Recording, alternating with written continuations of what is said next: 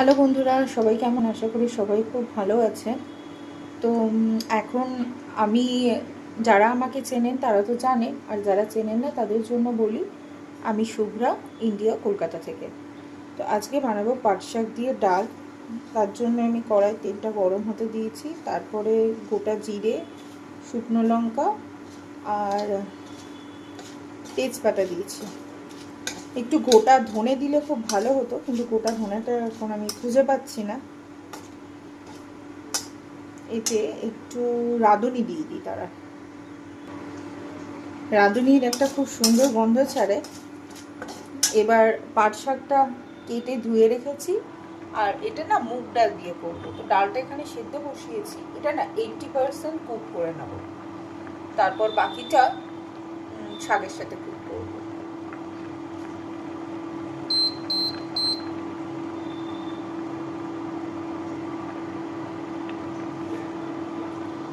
মুগ ডালটা শুকনো কড়ায় খুব ভালো করে নেড়ে ভেজে নেবো, তারপরে সেদ্ধ বসাবো। এদিকে এটা ভাজা হয়ে গেছে।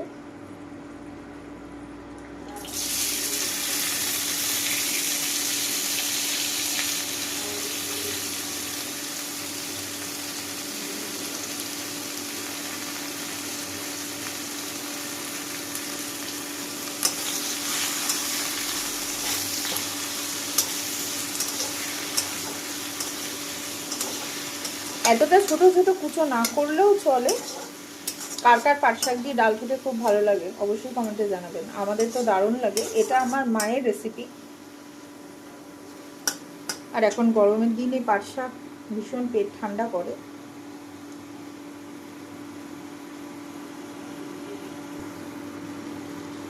আচ্ছা, এখানে আমি হলুদ, নুন আর যেহেতু মুগ ডাল করবো তাই সামান্য একটু চিনি দিয়েছি।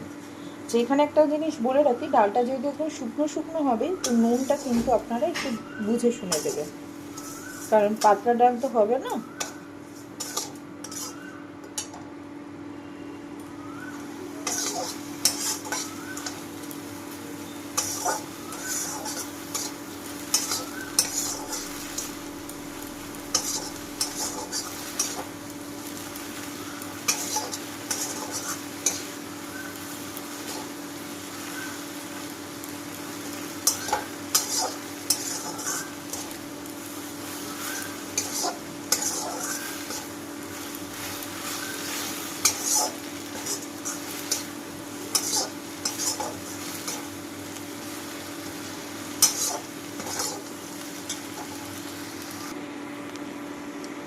শাকটা অলমোস্ট ভাজা ভাজা হয়ে গেছে, যেহেতু আজকে মুনমুন খুব ছোটো ছোটো করে কুচিয়ে দিয়েছে।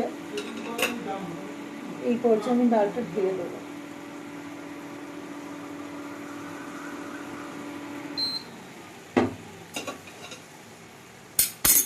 আমি কটা চেরা কাঁচা লঙ্কাও দিয়ে দিয়েছি।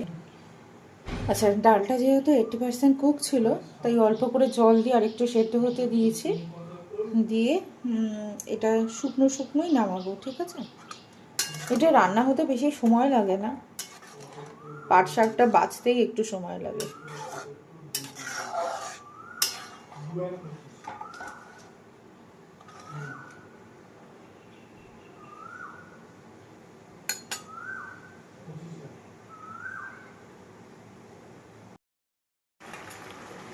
ডালটা হয়ে গেছে, এই যে এরকম শুকনো শুকনোই হবে।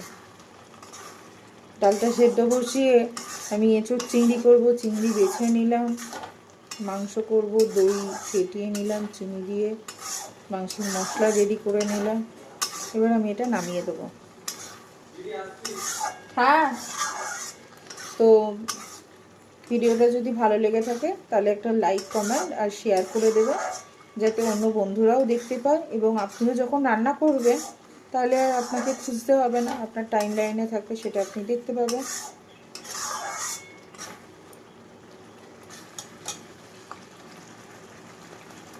সবাই ভালো থাকবেন, সুস্থ থাকবেন।